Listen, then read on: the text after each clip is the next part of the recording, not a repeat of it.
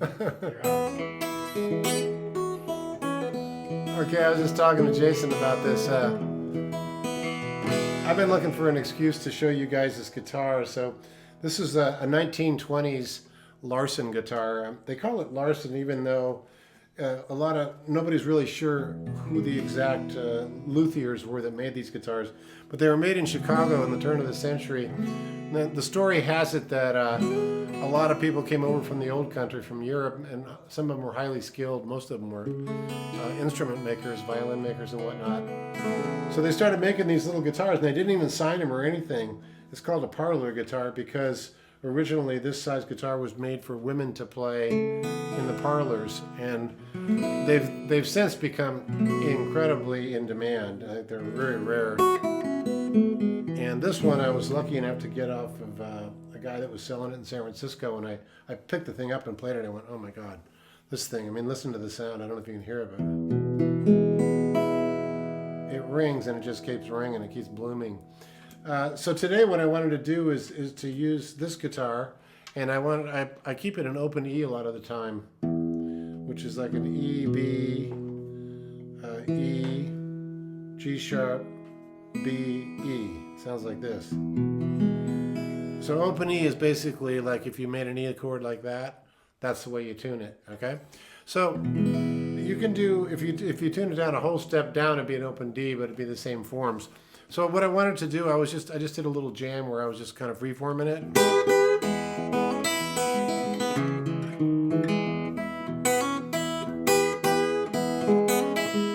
That's kind of a bluesy thing, but you can also get pretty with it, you know.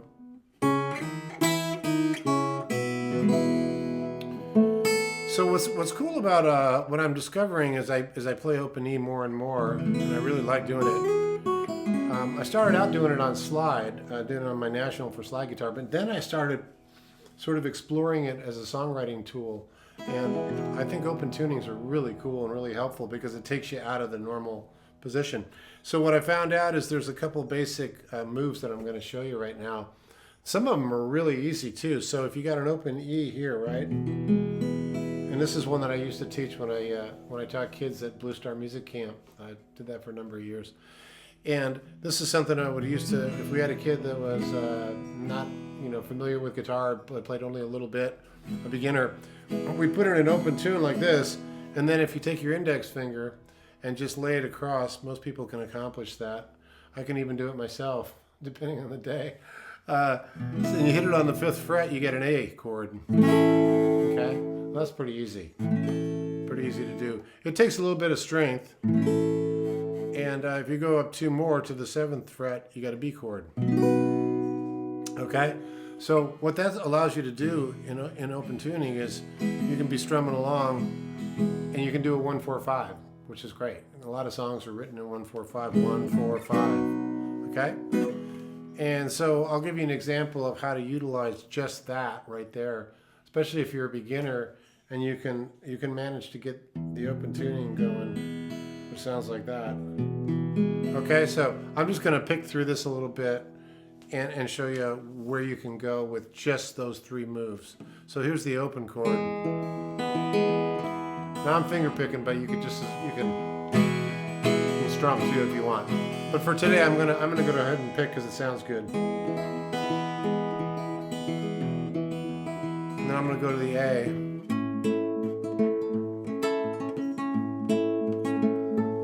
To E, and now I'm going to go to the 5 chord, to the B, to the A, and then back to the E. So that's a basic 1-4-5 blues progression. I'm doing it in kind of a folk blues finger style. But if you want to utilize that in a lot of different ways, you can just by I'm going to pull out a pick now and strum it for you and show you how it sounds. But it's kind of cool because I have a friend I used to play with here on Maui years ago, and he did all his writing in open tuning. I think he did open G if I remember right. Open G, open D. Keith Richards does that a lot. And it opens up a lot of different fingerings that you can get different sounds. So again, for instance, if I strum it with a pick, it's a...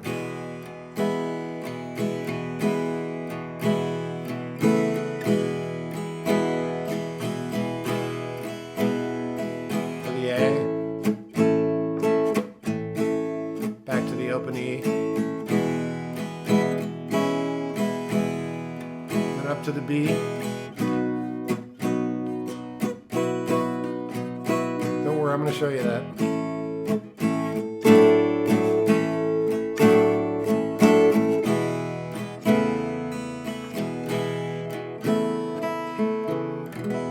So you're listening to me, you're going, wait a second, what did he just do? It sounded like Keith Richards. Yeah, that's definitely a soul move. So what I did was, and this is a really cool move that I can show you right off, is by playing an E7th form, which looks like this. Okay, so I got my second finger on the second fret of the A string, first finger on the first fret of the G. So it's as if you're playing an E7th. But what it really is it's another form of the A chord. You'll hear it sometimes that way too. But we're not going to worry about it for now, we're just going to do this. Okay? So you can see how easy that is. If you can make that form, that most people can, that E7th form, you're hitting a 4 chord, an A. Just another little different voicing, right? Well, if it works there, you know it's going to work up here in the A, because it's as if you moved the nut of the guitar all the way up here, like a capo, right? And you do the same exact move, this. But now you got to do it with your third and your second finger. Okay? So here you're going from an A to a D. Okay? So you've turned that EA into an AD. Or you can just do the sus move, even easier. So you have a choice here. You can do this one, or just use your first finger and the same thing up here. And you also do it, obviously, on the B, exactly the same thing. You have a choice, this. Back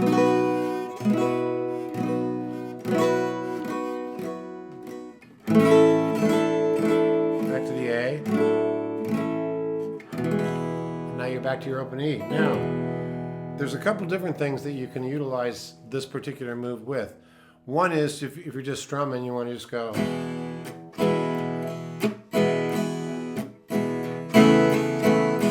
Pretty cool, that.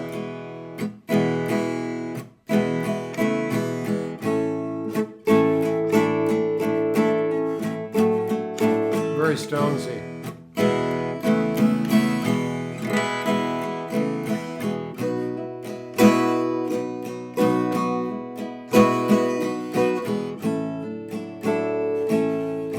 So I was up to the B chord, the 5 chord, to the 4, and back to the E.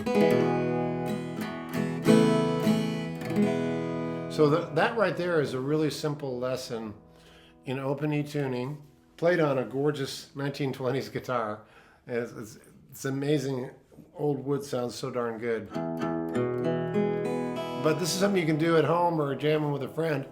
Now, if you want to take it into a slightly different feel, I'll give you one more tip before I go. You can take that same move, this one, and you can put it in a shuffle feel, so it goes like this.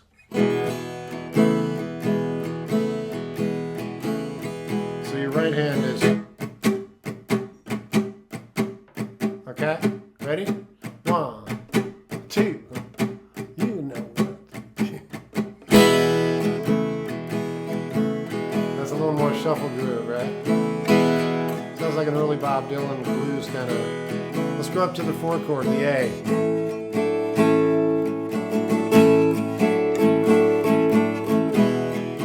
I'm obviously messing around with it a little bit. To the 5.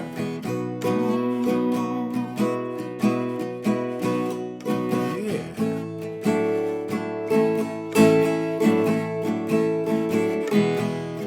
So I got that lopey, kind of just loping along kind of thing.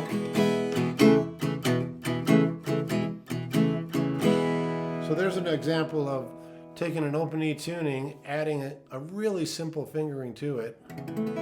Something that even, if you're a beginner, you can still do it. And all you got to do is make sure your right hand, you got your clock kind of steady, right? And that's something that just takes practice.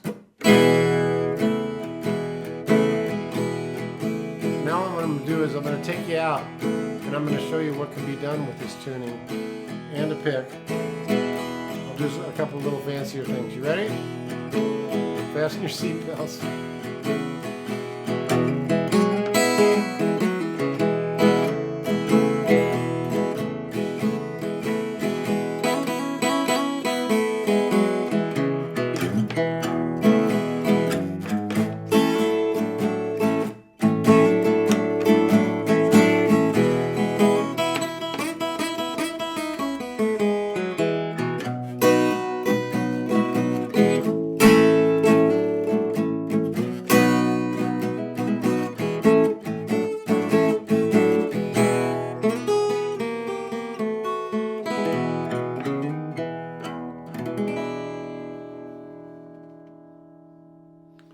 All right, I'll see you down the road.